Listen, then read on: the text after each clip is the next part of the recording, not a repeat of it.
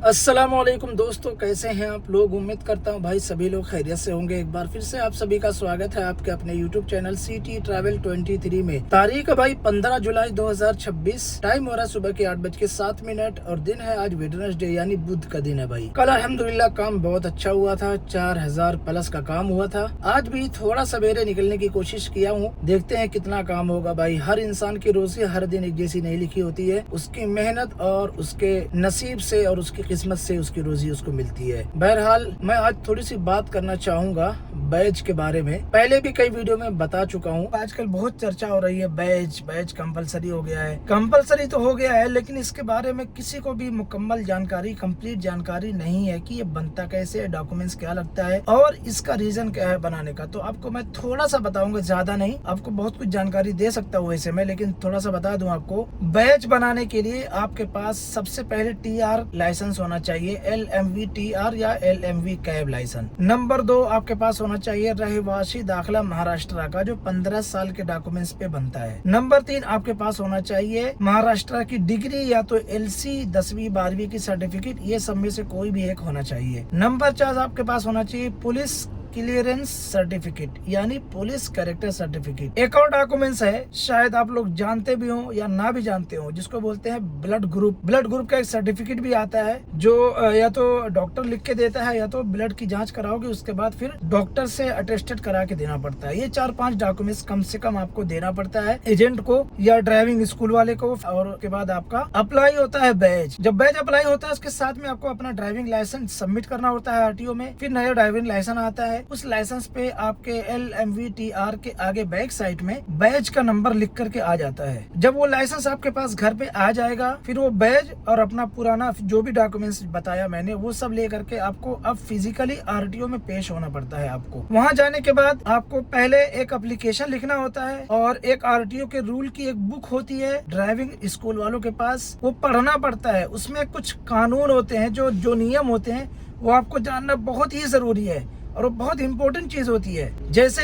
कि आपको सुबह में जब निकलते हो आप, तो आपको गाड़ी में क्या क्या चेक करना है। टायर प्रेशर चेक करना है, चारों सब लाइटें चेक करना है, सारे कांच चेक करना है कि कुछ टूटा फूटा तो नहीं है, गाड़ी स्टार्ट हो रही कि नहीं है, आपकी बैटरी कैसी है। सारी चीजें जब आप चेक कर लेते हो गाड़ी की और सब कुछ सही है, तभी आपको काम पे निकलना है। ये उसके नियम में लिखा हुआ है। नंबर 2 पे ये है कि वैसे तो बहुत सारे नियम है, मैं थोड़ा सा आपको बता देता हूँ। इमरजेंसी सिचुएशन, अगर आपकी गाड़ी खराब हो जाती है रोड पे, तो आपको वहाँ पे क्या करना है। सबसे पहले ट्रायंगल जो गाड़ी में रखा होता है पीछे, वो ट्रायंगल निकाल के गाड़ी से 50 मीटर के पीछे लगाना है और आपकी पार्किंग लाइट चारों चालू करना है। और आपको इमरजेंसी में जो टोविंग करते हैं गाड़ी वाले, उनको बुला करके अपनी गाड़ी को साइड में लगवाना है या तो फिर सर्विस सेंटर वालों से कांटेक्ट करके वहां पे जाना है। इमरजेंसी में एक और सिचुएशन, जब आपका कभी एक्सीडेंट हो जाए तो आपको पुलिस को फोन करना है, उनको इन्फॉर्म करना है, एम्बुलेंस बुलानी है। ऐसे बहुत सारे नियम उसके अंदर लिखे होते हैं भाई, जो आपके लिए बहुत ही महत्वपूर्ण होते हैं, बहुत जरूरी होते हैं। इसलिए बैज बनाना जरूरी है, क्योंकि अगर आप बैज नहीं बनाओगे ये सारे नियम आपको शायद नहीं पता होंगे। और भी बहुत सारी सिचुएशन है भाई। पुलिस कैरेक्टर सर्टिफिकेट मिलती है तो उससे ये पता चलता है आपके ऊपर कोई भी क्रिमिनल केस नहीं चल रहा है। अगर आपके पास कोई FIR है, कोई क्रिमिनल एक्टिविटी में आप शामिल हुए हैं, कभी आपके पास कोई केस है, तो आपको बैज नहीं मिलेगा, पुलिस की क्लियरेंस सर्टिफिकेट नहीं मिलेगी। ये सब जब आप RTO में जाते हो, वहाँ पे अपना एक एप्लीकेशन मराठी में लिखा हुआ सबमिट करते हो, तो जो RTO का क्लर्क है उसको पढ़वाता है और आपसे साइन करवाता है, मराठी में बात करता है। इससे पता चलता है कि आप कितने पढ़े लिखे हैं और आप महाराष्ट्र में कितने दिनों से रहते हैं, महाराष्ट्र के रहवासी हैं या नहीं। ये सारी बातें जब पता चल जाती हैं, उसके बाद फिर आपको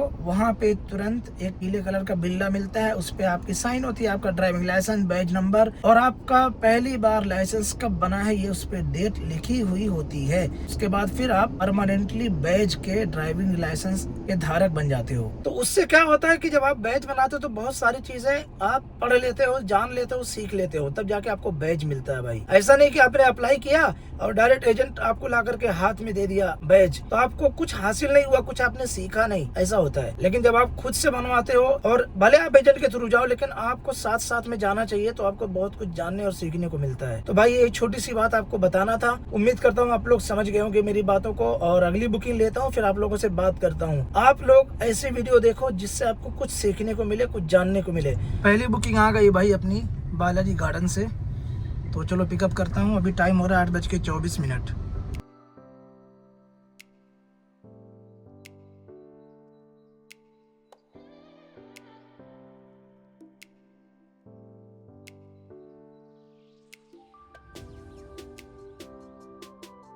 टाइम हो रहा है दोपहर के 12:03। अपनी 2 बुकिंग कंप्लीट करने के बाद अभी मैं आ चुका हूँ भाई कोपर खेरने MIDC में। पहली बुकिंग सेक्टर 11 कोपर खेरने से पिकअप किया और कनकिया चकाला अंधेरी ईस्ट में ड्रॉप किया। डिस्टेंस था भाई 27 किलोमीटर। टाइम लगा 1 घंटा 43 मिनट और पैसा मिला 578 रुपया। चकाला में ड्रॉप करने के बाद भाई मैं चला गया था अंधेरी ईस्ट स्टेशन के पास, गुंडावली जो ब्रिज है उसके थोड़ा सा और आगे। तो मुझे वहां से बहुत सारी बुकिंग वैसे आ रही थी, लेकिन एक प्रीमियर की बहुत ही अच्छी बुकिंग आई मुझे कोपर खेरने MIDC इंडस्ट्रियल एरिया की, जिसका डिस्टेंस था भाई 28 किलोमीटर। 1 घंटा 22 मिनट टाइम लगा और इसमें पैसा मिला मुझे 610 रुपया। बहुत अच्छी बुकिंग कहूंगा इसलिए क्योंकि आजकल प्रीमियर की कोई भी दूसरी बुकिंग नहीं मिलती है। पहले तो मिल सकती है सुबह में, लेकिन दूसरी बुकिंग नवी मुंबई की प्रीमियर में मुझे बहुत दिनों से नहीं मिली थी। बहरहाल ड्रॉप कर दिया ये बुकिंग और 12 बज रहा है। तो मैं अगर यहाँ पे बुकिंग नहीं आती 10-15 मिनट में तो मैं घर पे चले जाऊंगा खाना खाने के लिए। उसके बाद फिर नमाज पढ़ के फिर निकलूंगा जोहर के बाद।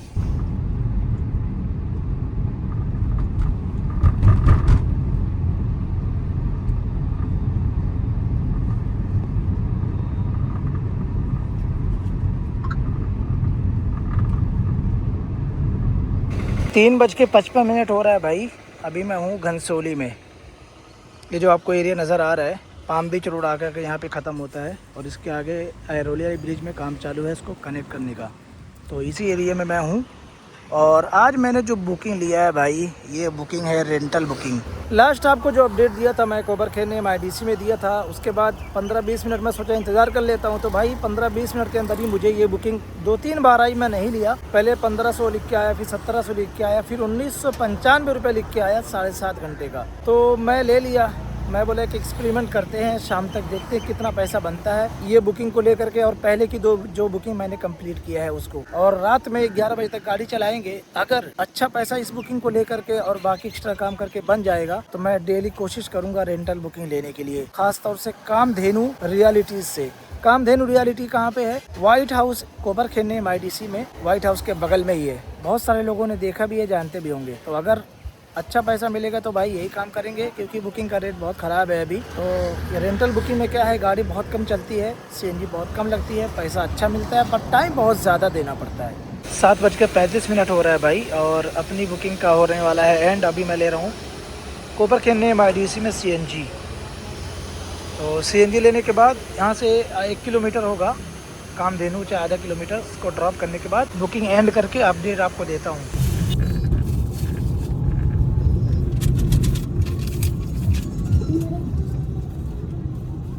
टाइम हो रहा है भाई शाम के 7:45। अपनी रेंटल बुकिंग 7 घंटे की हो गई है कंप्लीट। इस बुकिंग में टोटल किलोमीटर अपना हुआ है 51। टाइम पूरा हुआ है 6 घंटा 53 मिनट और पैसा मिला है 1995 रुपया। भाई बहुत ही जबरदस्त बुकिंग थी। आप लोग बताना कि ये बुकिंग मेरे लिए बेनिफिशियरी थी या नहीं थी। अगर मैं CNG की बात करूँ, सुबह से अभी तक टोटल जो मेरी अर्निंग हुई है 3182 रुपए की अभी तक की अपनी अर्निंग हुई है। 717 रुपए की CNG लगी है अभी तक। तो मेरे ख्याल से तो ठीक ठाक अर्निंग हो गई है। लेकिन आप लोग भी कमेंट करके बताना कि आज की जो मेरी रेंटल बुकिंग थी उससे मेरा फायदा हुआ है कि नहीं हुआ है। बहरहाल अगली बुकिंग लेता हूँ, फिर आप लोगों से बात करता हूँ।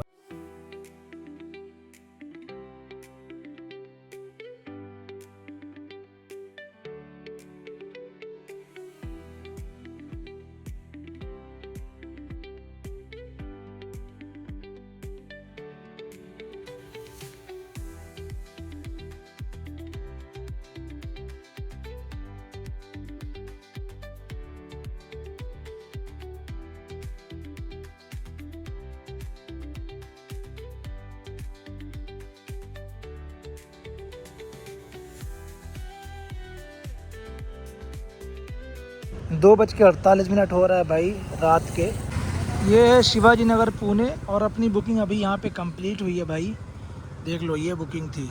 टाइम हो रहा है भाई रात के 2:45 और आ चुका हूँ मैं शिवाजी नगर पुणे में। लास्ट आपको अपडेट दिया था जब मैं अपनी 7 घंटे की रेंटल बुकिंग कंप्लीट किया था पावने कोपर खेरने MIDC में। उसके बाद भाई मुझे वहां से ना एक बुकिंग मिली थी लगभग एक से सवा घंटे के बाद, मालाबार हिल की। 38 किलोमीटर डिस्टेंस था, 1 घंटा 20 मिनट लगा और पैसा मिला था 556 रुपया। मालाबार हिल में जैसे ही ड्रॉप किया मुझे वहां से तुरंत काला घोड़ा फोर्ट की बुकिंग आ गई, 205 रुपया मिला 18 मिनट में 7 किलोमीटर का। और जैसे काला घोड़ा फोर्ट में ड्रॉप किया भाई, वहाँ पे आराम किया 15-20 मिनट, तो मुझे बुकिंग आ गई वापस से कोलाबा मार्केट से सीधा मेरे घर की यानी कोपर खैरने की। डिस्टेंस था भाई 32 किलोमीटर, 548 रुपए मिला और 54 मिनट टाइम लगा। कोपर खैरने वाली ये बुकिंग कंप्लीट करने के बाद मैं घर पे सोचा जैसे ही निकलूं जाने के लिए, वैसे ही मेरे मोबाइल में रैपिडो में बुकिंग बजी भाई पुणे की। 2100 रुपए के ऊपर का कुछ अमाउंट देखा मैं और एक्सेप्ट कर लिया, और कुछ देखा ही नहीं। बाद में चेक किया कि ये लोकेशन कहाँ का है, तो पता चला कि अपना हाईवे से टच एरिया का है, 4-5 किलोमीटर अंदर का है। तो मैं भाई आ गया बुकिंग लेकर के, घर पे नहीं, घर पे गया, खाना लेके आ गया, ला करके पैसेंजर लोग को ड्रॉप किया। अब इस बुकिंग का अपडेट दे देता हूँ आपको। इस बुकिंग का टोटल जो डिस्टेंस था भाई 128 किलोमीटर। इस बुकिंग का डिस्टेंस था 150 मिनट इसमें टाइम लगा है, और पैसा मिला है भाई 2124 रुपया। मेरे ख्याल से ये इतना अच्छा फेयर है आज के टाइम पे कि मैं आपको बता भी नहीं सकता। सेम बुकिंग जब हम लोगों को आती है नासिक की 187-185 किलोमीटर का हमको 2000 रुपये मिलता है, और यहाँ का रैपिडो का इतना अच्छा फेयर, लाजवाब। बहरहाल मैं जा रहा हूँ सोने, और ये वीडियो का मैं एंड कर रहा हूँ। अगली वीडियो में आपको मैं टोटल अर्निंग बताऊंगा आज की और कल की। तो आप लोग वीडियो पूरी देखें, कमेंट करके जरूर बताएं हमारी वीडियो कैसी लगी। अपना ख्याल रखें, अपना कीमती वक्त बर्बाद ना करें। अगली वीडियो हमारी स्टार्ट होगी पुणे से, तो वो वीडियो भी पूरी देखना। अस्सलाम वालेकुम।